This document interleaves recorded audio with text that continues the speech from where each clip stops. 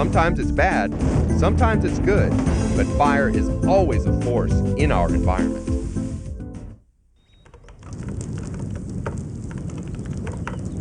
Hi, we're just closing up the tackle shop and we're getting ready to take a hike. Hindakia's been working all afternoon over here. Hindakia, what have you been doing? I'm doing a drawing for my mythology project, and I'm almost finished. Hey, it's a really good drawing. Thanks. What is it? It's a phoenix. Wow, the bird that's reborn in fire. That's right.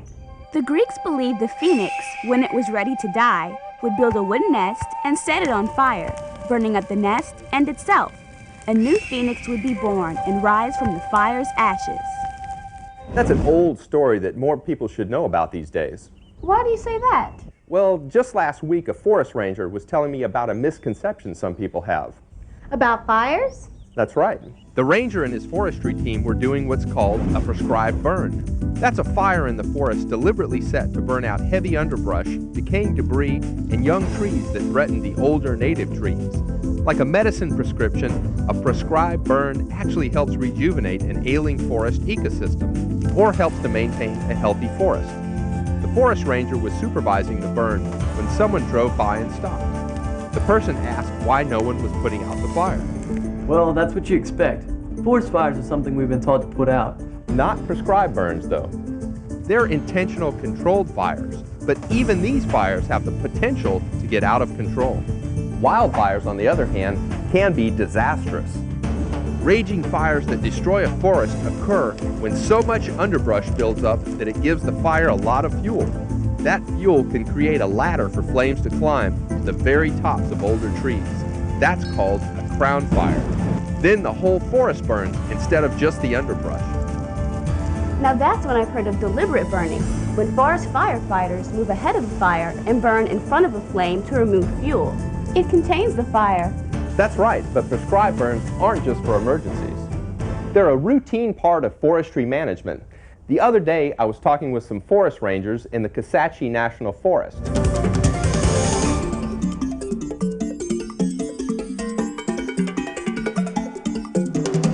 I've got some video of that. You want to see it? Yeah, let's fire it up. Kisatchie is a Native American word meaning long cane. And the Native Americans that lived here, it's said that they looked up at the very tall, long, longleaf pines and referred to them as the Kisatchie, or the land of the Kisatchie. The Kisatchie National Forest was proclaimed a national forest in 1930.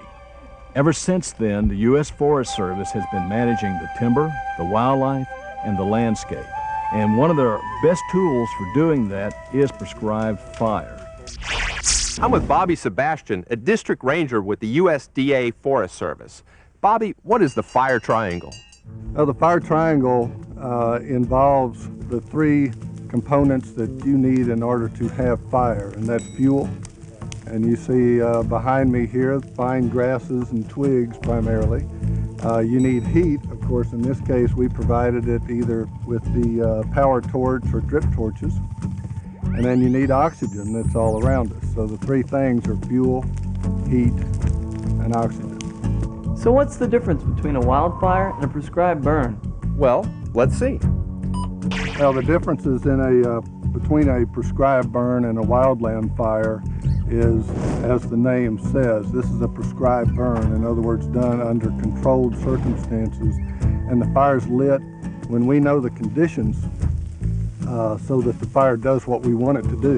A wildland fire is one that is out of control.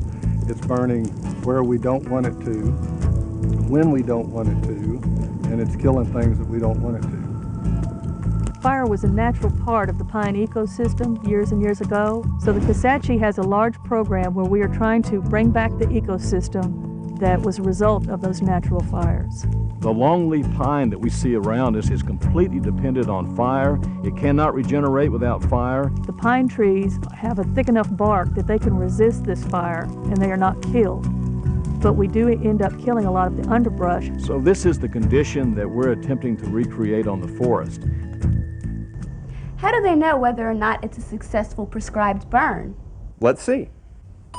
This area that we're in today was burned 1 year ago, and as a result of that burn, we have flowering plants all around us. We would not see these flowering plants had it not been for the burn, because hardwood brush would be covering them up where they could not grow. This is a 5 or 6 year old longleaf plantation. This is the longleaf seedling here. These are loblolly seedlings. The longleaf pine is unique because its long needles fold up when a fire comes through and protects the bud of the seedling from the fire. After the fire has gone through, the bud is still green, and the seedling can resume its growth, although the long needles have burned off. The loblolly pine here is not so unique. The fire has killed these loblollies. They were shading the longleaf pine out. The longleaf is a very intolerant species. It cannot stand any shade. So our objective here was to kill these species so that this species can live. We are standing in a red-cockaded woodpecker colony. The red-cockaded woodpecker, of course, is an endangered species that the Forest Service is working very, very hard to manage. One of the largest populations in the country is here in Louisiana on the Kisatchie National Forest. The fire, the burning that we do is very, very important. As you can see, this is a very, very open area. A bird can fly through here unrestricted, and this is what the red-cockaded woodpecker really enjoys. All around me you see the yellow pitcher plant. The pitcher plant is our carnivorous plant. They eat insects. And the pitcher plant can be overrun by other species. And some of these species will overrun the bog, and the pitcher plant species and some of the orchids that grow here will disappear. That's where burning comes in.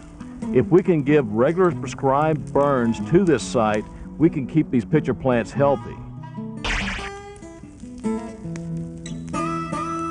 The more frequently we can burn and keep the fuels down, the less likely there'll be a wildfire that would get out of control and possibly burn some private land as well as destroy some of our own land. We've learned that if we have fire in the landscape, it makes a healthier forest. How does the fire affect wildlife in the forest? Well, let's see. We plan our fires during the times of the year when nesting is not occurring, when animals are mostly adult or subadult and they can't get out of the way. You have to remember that they've lived with fire for thousands of years and they have a natural instinct. Many of the wildlife species benefit from prescribed burns. That's not to say that some wildlife may not be killed in a prescribed burn, but the benefits far outweigh the downside of burning.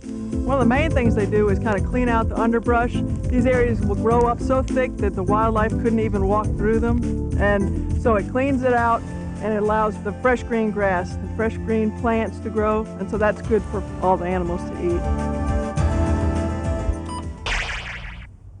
All right, now let's head out to the woods. Now, what did we learn from the forest rangers on the video? First, there's thinning overcrowding in the forest with prescribed burning. The fire takes out underbrush and small trees that can act as fuel for wildfires. And it also helps wildlife by making it easier for them to move around. And in some parts of the country, fires can help serotinous trees release all their seeds. Serotinous. Now there's a tackle box term. Root word serotiny. S-E-R-O-T-I-N-Y. Serotinous plants drop a few seeds each year, but most remain in the unopened cone. Until their cones are heated hot enough to pop open, and all the seeds are released. For thousands of years, fire has helped shape North America's wilderness. Because of fire, many plants and animals have been able to survive. Holy mackerel! You might be interested to know that an entire generation of Americans was raised on the notion that forest fires are our enemy, thanks in part to World War II and a bear named Smokey. A great big fire came roaring through the trees. Smokey Bear is America's most famous fire prevention symbol. Smokey was invented as a cartoon character during World War II. He asked people to be careful not to set forest fires because wood was important to America's war effort. Wood was used in guns, ships, and for equipment crates. After the war, Smokey kept the affection of America's children, and over the years, toys, books, posters, and other products bore the logo of America's firefighting bear. Smokey's famous slogan was, "Only you can prevent forest fires." Fire! For a whole generation of children in the 50s and 60s, that meant stomp out every forest fire. But in the last 50 years, scientists and foresters have found that fire is as much a natural part of the forest as trees, soil, and water. That's because fire can promote renewal of a forest. But Smokey's message is still true today. Humans must be careful not to accidentally start unplanned forest fires that can become destructive wildfires. When homes and nature are back to back, it's called a wildland-urban interface, or an I-zone. Check out this game we're playing. We're trying to figure out where to build a new house and how to build it so that it's less likely to be burned by a wildfire started in the forest. In reality, this is a problem faced by many people who live in the I-zone. The reason why we have wildland-urban interface areas is because a lot of folks choose to be right next to the forest boundary. The aesthetic and very pleasing forest is very nice to live by, but at the same time, people take a risk of having high fire danger. The problems with urban interface is that when houses are built out on the edge of the forest, fire has been left out of that ecosystem for a while for the most part, so that the houses then simply replace the trees and shrubs, and the houses themselves become the fuel that can burn. Where does everybody want to live? They want the national forest in their backyard. So it gets to be harder and harder to do prescribed burning. Since we are dealing with an urban interface, there's a lot of people that are subject to respiratory diseases. There's airports, there's interstates that can't stand to be covered with smoke. So we must burn quickly and efficiently and burn all the fuels out there.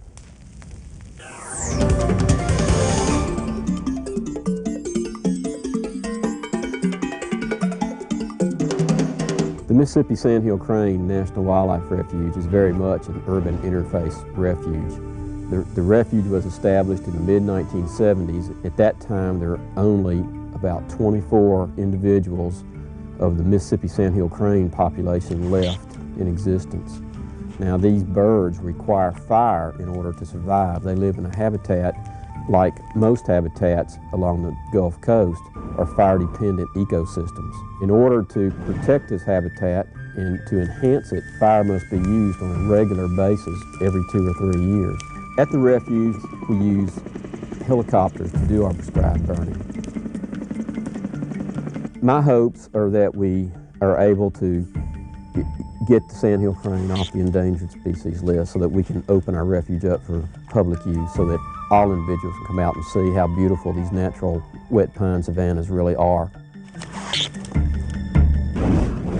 Of all wildland fires in the U.S., what percentage are started by lightning?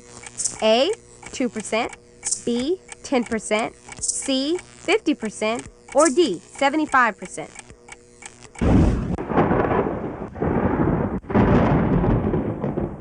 Lightning strikes are frequent in the Rocky Mountains. 1,500 lightning strikes were once recorded in a 10-day period.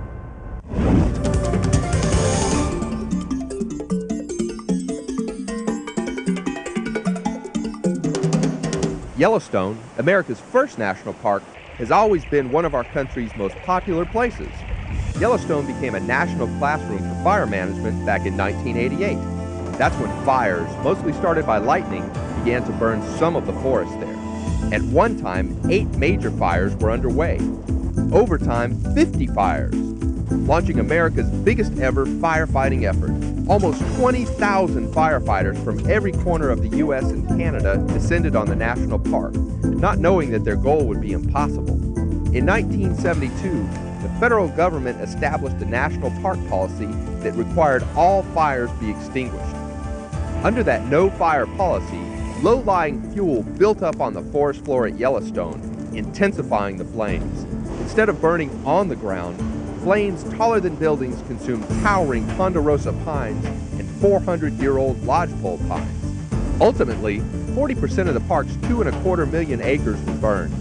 The National Park Service had spent more than $150 million fighting the fires. Ironically, it was not firefighters who stopped the burning, but Mother Nature. It snowed in September. The public felt outrage at the destruction, but as the winter snows melted, people saw that Yellowstone was not destroyed by the fire. Instead, new plant life grew. Wildlife enjoyed the new growth and returned to raise their young. The lodgepole pines that had been surrounded by flames spread seeds that thrived in the fire-prepared soil. Locals called the pine the fireweed because it thrived so well in the ashes. In the end, the lessons learned from the Yellowstone fires had contributed to a change in fire management policy. And the answer to the Tackle Box brain teaser is B. 10% of all wildland fires are started by lightning. The rest, 90%, are started by humans, usually by accident.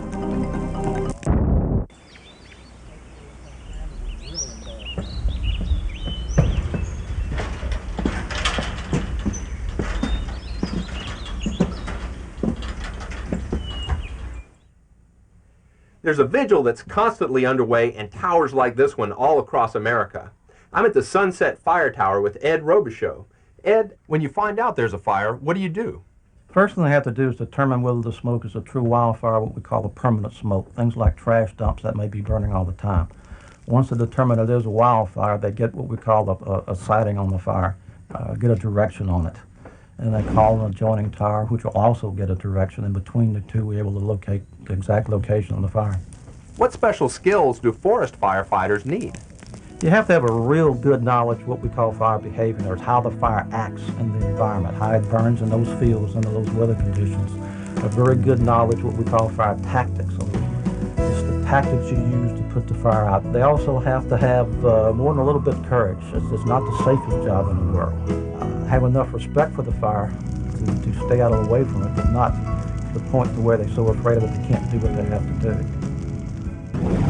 I'm Anthony Page, and I'm a USDA Forest Service timber marker / firefighter. The clothing that I have on is called Nomex material, and it is made to protect our skin from the flames. Okay, our gloves are made out of leather material. We have to have those on to protect our hands also. This is called a fire shelter. We must have this on us at all times during the whole fire. The last thing that we want to use. It saves our lives. And that's about it. The key will be to learn how to deal with that urban interface as more and more people seek nature's beauty around their homes. So it seems like my phoenix is a wise bird. I've learned that fire has its good and its bad sides. Still, you don't want to be the cause of a fire, and that's why fire prevention efforts are important. Yes, because only you can prevent wildfires. Thanks for joining us in exploring the world of fire as a force in the environment. We've seen how fire can be either beneficial or harmful. That's it for the show. We'll see you next time.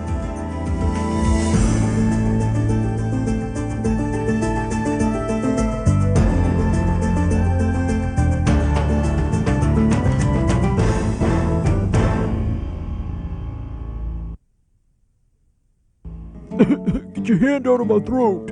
Serotiny. Serotiny.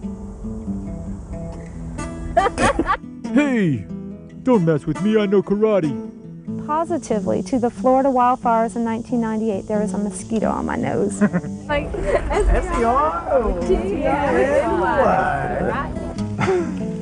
That's it for the show. We'll see you next time. Oh, I thought we were going to go that way. That's right, I am carnivorous. You got a problem with that? Hi-ya! Hi-ya! To learn more, visit the Tackle Box website.